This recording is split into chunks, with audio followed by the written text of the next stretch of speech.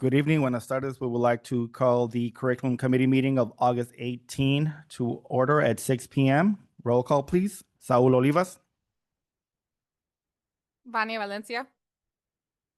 Mayra Reyes. John Simpson. Amy Engel. Bob Elverson. and we have no public comments. And then we have going to go into information items for school improvement plans with Mr. Simpson. Yes, good evening.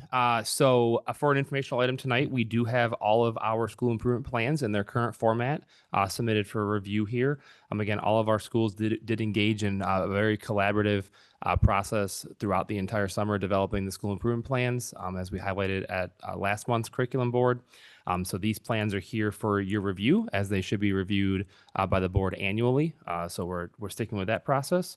And then we will continue with the updates throughout the year, starting next month in September to the curriculum board as 2 schools go per month.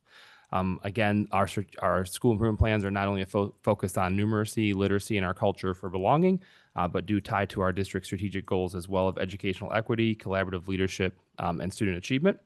And again, these processes are created collaboratively with all of our school leadership teams.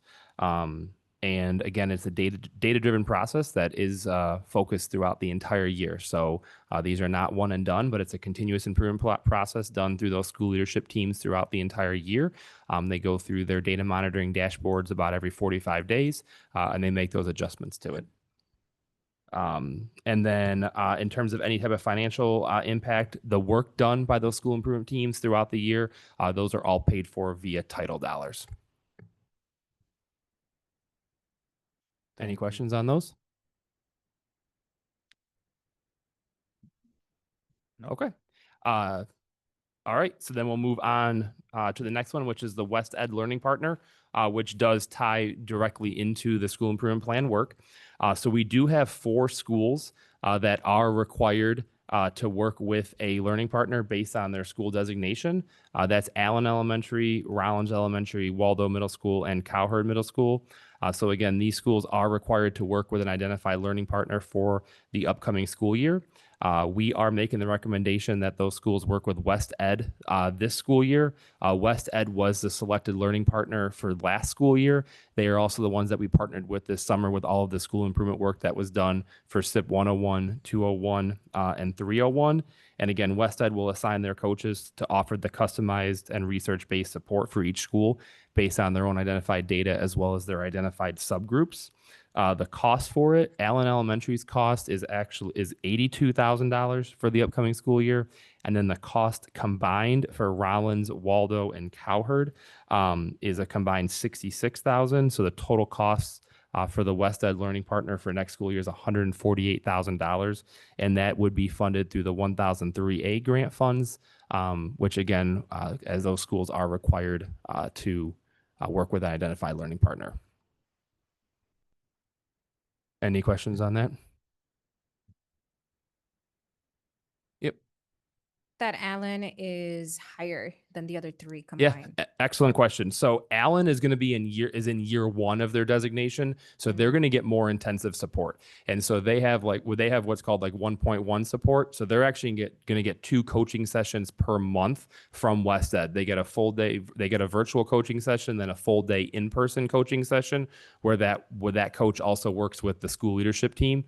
The other schools, they had the 1.1, the intensive support last school year. So this year, because it's a 4-year process, they're moving into 2.1.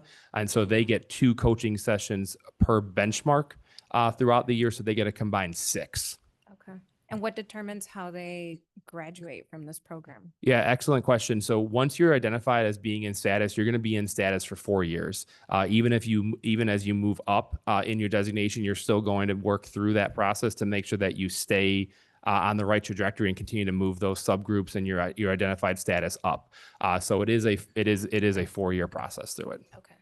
So Yeah, and it's associated with the school report card. Okay. So it's the 2nd year for the 3 schools combined and then first for Allen. That is correct. Okay. Thank you. You're welcome. And both of those will also go on as action in September. All right. Joining us today then is Principal Mitchell and Assistant Principal Stone from East Aurora High School. While today may have been the first day with staff for the 25-26 school year, we've already been actively planning for the 26-27 school year. By the end of October or the beginning of November, we strive to have our high school students complete Advise and Sign, which is our course selection process for the upcoming school year. In order to reach that timeline, it's really important to present any course adjustments by August so we can finalize our course catalog in September. We're right on target, and we have a few courses for you to review. Good evening. The first course that we would like to propose is a Culinary Arts Fundamentals course. This course is specifically designed to meet the elective needs of our life skills students. It offers them a safe and supportive environment to learn culinary arts. Forensics 2. We already offer a fantastic Forensics 1 class. It's 1 semester. This would be the complement to that second semester. And it is a lab science, which will count for the state of Illinois as a lab science. Gives you real problem solving and collaboration skills applicable to many college and career paths. The next course is a college preparatory math class. This would be available to students either junior or senior year, depending on where they are within their path. And this would be a class for college-bound students that are looking to strengthen in their math skills by taking another course. And this would prepare them for either AP Pre-Calculus, AP Statistics their senior year, or if they're already seniors, it would prepare them for their general ed mathematics or statistics class that they would take in college. And finally, we have technical math as dual credit. We already offer tech math. We've had it for a number of years. Other schools in the area offer it as dual credit though. And so we would like to offer that same dual credit that they're offering at other institutions. Any questions for us? Yeah, Forensic 2 lab. We are too. It's a pretty cool class. Kristen, that? Oh yeah, definitely. Because one of the problems that you have is they'll take the one and there's not Nothing something else to second go. semester. And so this will finish it off. There are other options, depending on like what you're interested in for college and career. And so this just gives another option. It's all about some opportunity. Nice.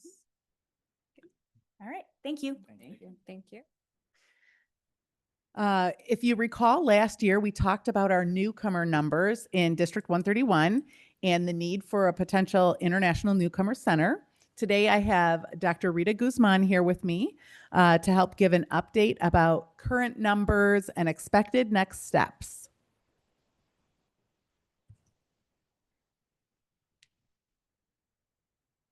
Good evening, board members of Curriculum Council. We just wanted to share with you guys, obviously, what we projected our numbers to be for 25-26 school year based on 24-25 school year. These were the numbers that we came and we presented to you. And based off that, we made the recommendation to open an international newcomer center for this school year for students that do not speak English and they do not speak English or Spanish, any other language besides Spanish and English.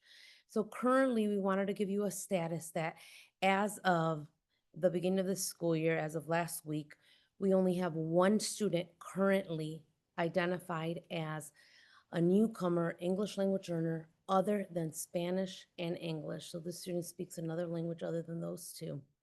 We only have one student. So based off that, as you guys know, around the world, things have changed. So that is currently where we stand right now. So opening has been paused for the moment due to the enrollment. We only have one student that would qualify to enter that program. And staff has been reassigned. We had allocated and assigned two staff members, 2 TAs, and a social worker. Those have been reassigned to new assignments. Enrollment is going to be monitored and evaluated by quarter to make a determination if we, at that point, have more students that could take advantage of that program. Not to say that newcomers will still not be supported. They will be supported through, we created a newcomer protocol that we've had established, but we're going to go ahead and reinforce for 25-26 school year. Do you guys have any questions? So those If we can go back to the previous slide, number three, number two, please. When we look at those K-2, and I see 22 students, is that projected or was that the end of enrollment at that? That was the end of enrollment. That was the actual numbers that we had at that time. And we projected that we would at least have that to start off this school year like we did the previous school year. So these students, let's say these 22 students, when they moved over to either 1, Mhm. 2, or move up to 3, they wouldn't qualify as a new student or new. The criteria that we identified Okay. for the international newcomer was that they had to be in year one, at that point. Okay. We have not changed the criteria or the Right. benchmark to be able to, and that's something maybe that we can bring back to the table, but we wanted to give them like a big intervention at the beginning, a little bit more intense, very targeted, very intentional, so that they could be able to be mainstreamed into giving them that backpack with additional tools that they need to be able to transition back. Got it. No, it makes sense. I think if they've been in the classroom for a whole year already, I think Yeah. they got the routines. Yeah. Thank you. No, you're welcome. Thank you.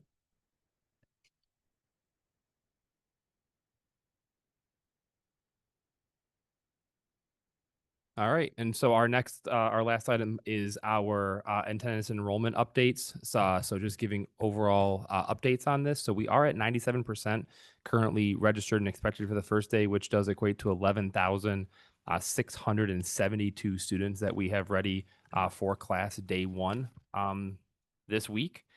In the queue of current students for registration, as of 10 a.m. this morning, we had 165 applicants that are currently pending approval. When we look at those numbers, 91 specifically of those need proofs from parents. So that could be birth certificates and different types of documentation. 43 of those students are needing records of registration information from another school district. And then we have 29 who are fully in progress, which means they are now actively in the process of being enrolled and that information being sent to that child serving school. And then there were 2 in there who do not belong to EA 131. So again, we have a total of 165 there. And then also for policy 760 for this upcoming school year, as of right now, we have 16 students enrolled in our district for employees. Sorry, any questions on that? What steps are we having? And I think I know them, but I'm gonna ask.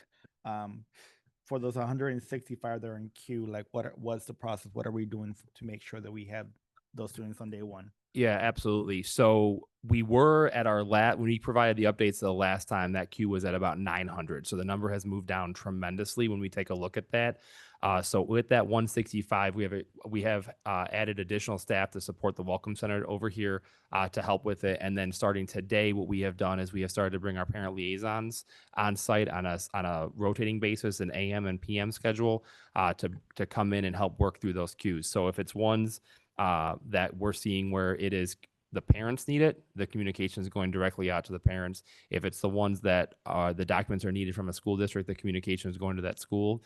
And then even at the building level, like specifically at the high school, their building staff are also reaching out to get some of those school documents as well. So we are trying to hit it from every single angle and utilize all the staff that we have to get them here in the seats on the first day.